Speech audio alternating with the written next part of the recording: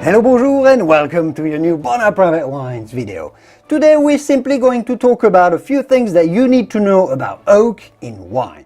You hear people talking about oaked Chardonnay versus unoaked Chardonnay, or a wine that's a little too heavy on the oak flavors, or people referring to oak chips being used for making wine. What does all of that even mean? It's actually pretty simple, so we're going to break things down into small chapters that are easy to understand, as we always do here. This is what you need to know about oak in wine. Let's go. My fellow wine-loving friends, Julian here. Before we get started with the video, there is something that you have to know about. This video was made possible by the Bonheur Private Wine Partnership, and the reason I work with them is not just because it's been called the most unique wine club in America, but because they truly love the wines that they choose for you. Founded by Will Bonheur, the partnership is a small group of wine lovers who have come together to import excellent small batch wines that might otherwise get completely overlooked by large importers. They get them. Right now you can get your hands on 3 rare extreme altitude red wines from Argentina, from some of the purest, highest vineyards in the entire world, way up in the Andes Mountains. No middlemen, no additive packed supermarket wines here, no inflated cost. Plus you'll get exclusive access to more wine education videos from me, just like the one you're about to watch, to make sure you become an educated wine connoisseur. So make sure to check out the link in the video description to see if you want to become partner in something truly special in the world of wine. But for now, back to your video.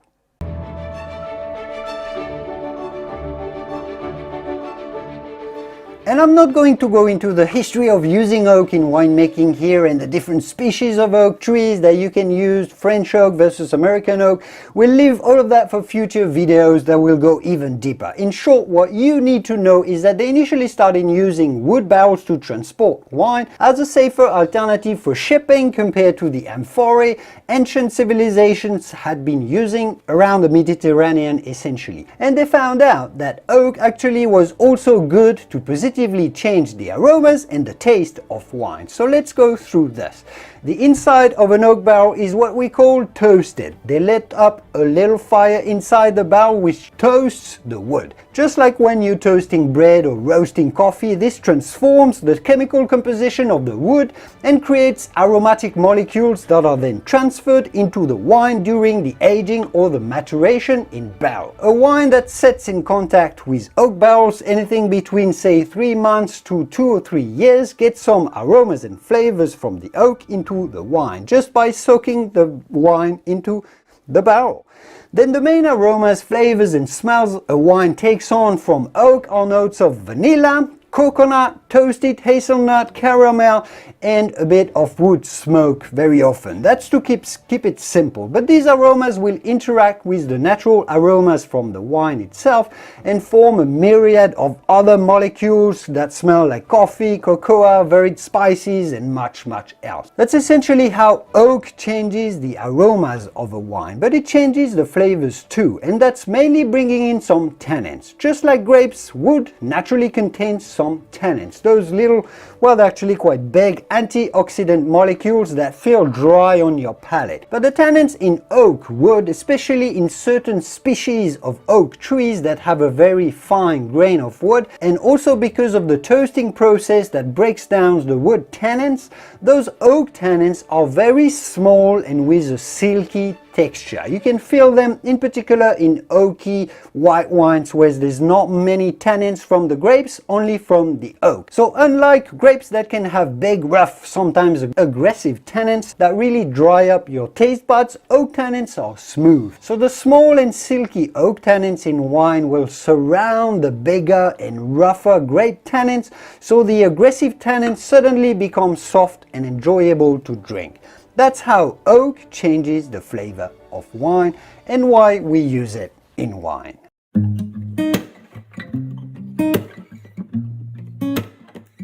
And this is the third benefit of maturing wine in contact with oak, especially oak barrels. Oak barrels are built to be, as you know, waterproof, or let's say wine proof, or bourbon proof, or whiskey proof, so they don't leak essentially. But wood has pores that slowly let some oxygen into the wine.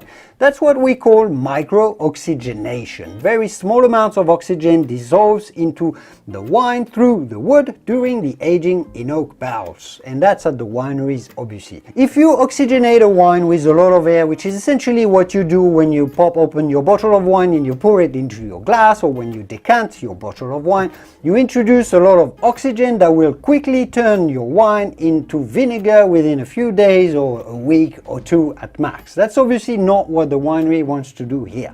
But if you only introduce small progressive amounts of oxygen, the tannins, because those are antioxidant, you remember, they will absorb O2 molecules, and by doing so the tannins will become softer and smoother in the texture. So this is this slow absorption of oxygen that mellows and refines the mouthfeel and the texture of a wine from a rough, aggressive young wine to a smooth and pleasing and refined and sophisticated beverage that we like to buy and drink, that is ready to be enjoyed when you buy the bottle of wine. This is why you read on wine labels or spec sheets, this wine has matured for 18 months in oak barrels, because this has to be a slow progressive process that you can't really speed up. Just like maturing cheese, yes, it has to be slow and long or it won't get you great results, right? Does that make sense?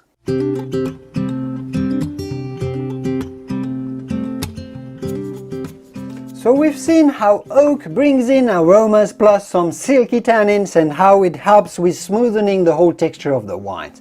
Barrels are generally the best way to achieve this naturally and progressively, because they're just the right size for the right amount of oxygen to come into your wine and the right amount of infused flavors that go into your wine. The right amount of oak for the right amount of oxygen, that's exactly why they have this size in fact. But barrels are expensive to make, very expensive, because you need decade-old trees from France very often as the base material.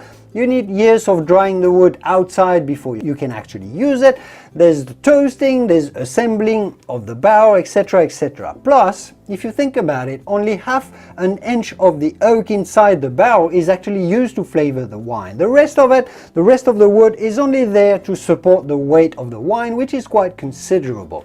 We don't use barrels for shipping anymore, so it's a bit of a giant waste of expensive and rare wood. That's a way of looking at it. So as a winemaker, what you can do to achieve similar results without having to put your wine in an expensive barrel, you can simply soak pieces of toasted oak directly in the wine while it's in a tank. For this you can use either oak chips, which are what the name suggests, little chips of oak that is toasted, or you can use oak staves, which are like flat sticks of toasted oak. You soak those in the wine for a little while, like for making tea, and it allows all the oak goodness to infuse into your wine. Generally, you'll also inject a little bit of oxygen into your tank to mimic the micro-oxygenation effect of the aging in barrel and get the smoothing as well. So is that a bad practice? And it is a very important question. Is it cheating to use oak chips and oak staves to make wine? I'd say yes and no, and I'll give you both perspectives. Yes, perhaps because it gives you the impression that a wine has been made using oak barrels, like an expensive chateau wine made using the old winemaking tradition. It essentially makes the wine taste more expensive than it is. So it can introduce a bit of confusion here, which is understandable, and it allows to make wine that tastes oaky in a matter of weeks instead of months. So in that sense, yes, it can be seen as cheating.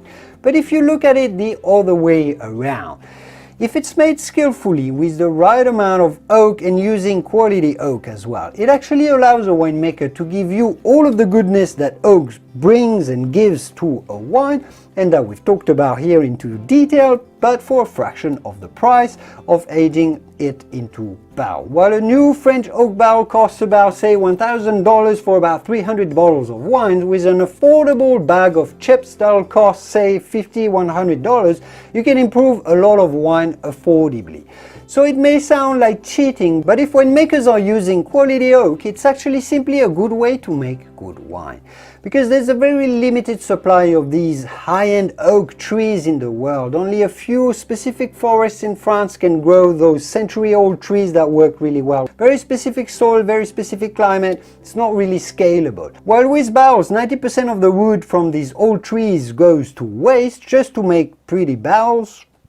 Let's say, with oak alternatives, you can infuse quality French oak into a lot of wine. It's a little like truffles, if you can ever compare. It's not the same thing, but you can either eat the truffle fresh, just slicing it in your salad, which is great, or infuse this truffle flavor into a ton of pâté, for example, and make fantastic pâté. It's not necessarily a wrong thing to do, is it?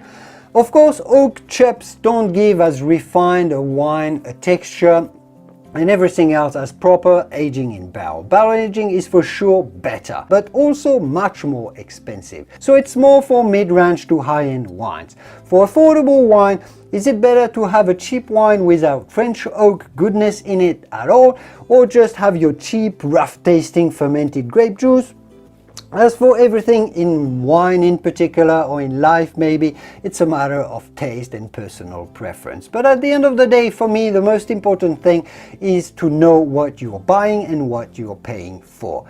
The whole truffle, are you paying for the whole truffle or just the truffle flavored pâté, the oak infused affordable wine, or the more traditional barrel aged wine? And I hope this video helped you understand a little bit better where's the difference. So I will see you soon next week in the wonderful world of wine. See you then. Cheers.